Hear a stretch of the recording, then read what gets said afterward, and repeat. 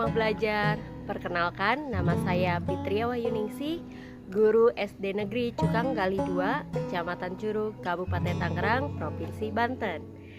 Saat ini saya sedang berada di gerbang sekolahan. Biasanya di sini adalah posisi guru-guru menyambut kedatangan anak-anak untuk mengikuti kegiatan belajar mengajar. Halo sahabat Rumah Belajar, saya sedang berada di lingkungan sekolah. Nah, inilah keadaan sekolah saya saat ini.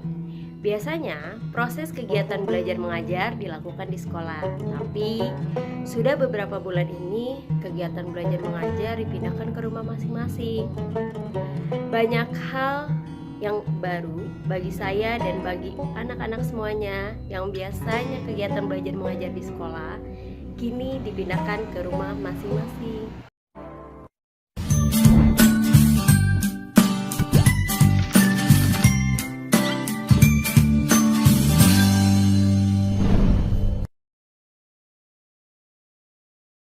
Proses belajar mengajar kini dipindahkan ke rumah. Pasti anak-anak merasa bosan. Bagaimana ya agar mereka tidak bosan? Yes, aku punya ide. Untuk mendukung proses kegiatan belajar mengajar selama di rumah saja, saya menggunakan beberapa sumber belajar atau beberapa aplikasi untuk mendukung proses kegiatan belajar mengajar selama di rumah. Yang pertama, saya menggunakan aplikasi WhatsApp. Yang kedua, saya menggunakan aplikasi Google Form. Yang ketiga, saya menggunakan stasiun televisi TVRI untuk kegiatan belajar mengajar. Dan yang keempat, saya menggunakan aplikasi Rumah Belajar. Selama kegiatan belajar ini, saya menggunakan model pembelajaran Solek. Sintak dalam pembelajaran ini, yang pertama, guru memberikan pertanyaan. Yang kedua, mengorganisasikan siswa. Ini adalah grup kelas kami. Kami membuat grup di aplikasi WhatsApp. Di grup ini, tempat kami semua berdiskusi. Saya yang selalu memberikan arahan kepada mereka, menyemangati mereka, dan memberikan semua instruksi melalui grup WhatsApp ini. Pada tahap 1, saya memberikan pertanyaan melalui grup WA ini. Lalu saya juga mengorganisasikan mereka, membuat kelompok mereka melalui grup WhatsApp ini. Saya meminta mereka untuk berkelompok bersama keluarga di rumah. Yang ketiga yaitu eksplorasi dan investigasi.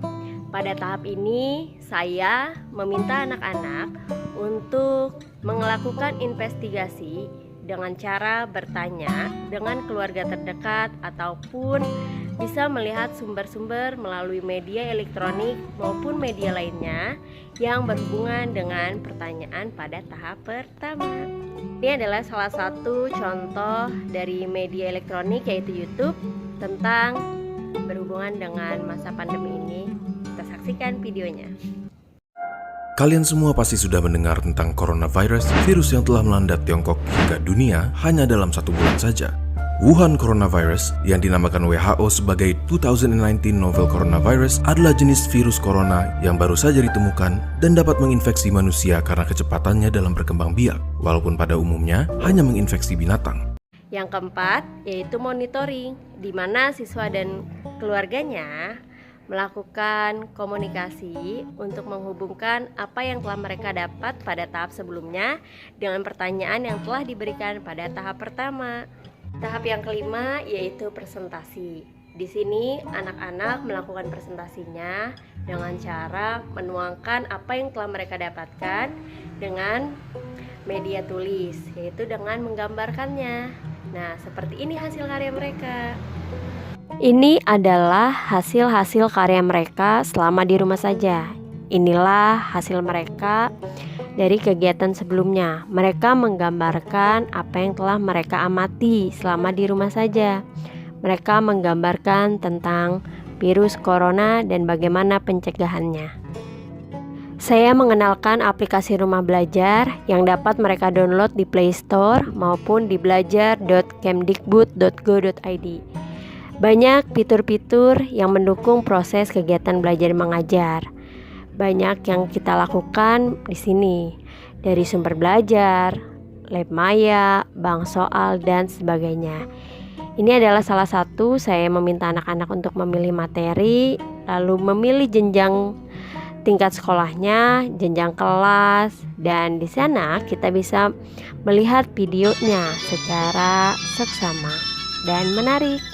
Dan inilah ungkapan mereka saat diperkenalkan dengan aplikasi Rumah Belajar. Rumah Belajar, belajar di mana saja, kapan saja, dengan siapa saja. Nama saya Tiara Ines Tambi, kelas 6 dari SDN Cukang Kali 2. Belajar di rumah sangat menyenangkan karena ada aplikasi Rumah Belajar. Dengan Rumah Belajar, belajar di mana saja, kapan saja, dengan Tetap semangat semuanya, jaga kesehatan, kesehatan nomor 1. Tetap di rumah saja, jangan kemana-mana ya, jangan pulang kampung. Kita ikutin himbauan pemerintah. Walaupun belajar di rumah saja, tetap harus menyenangkan. Sampai bertemu di video selanjutnya. Bye.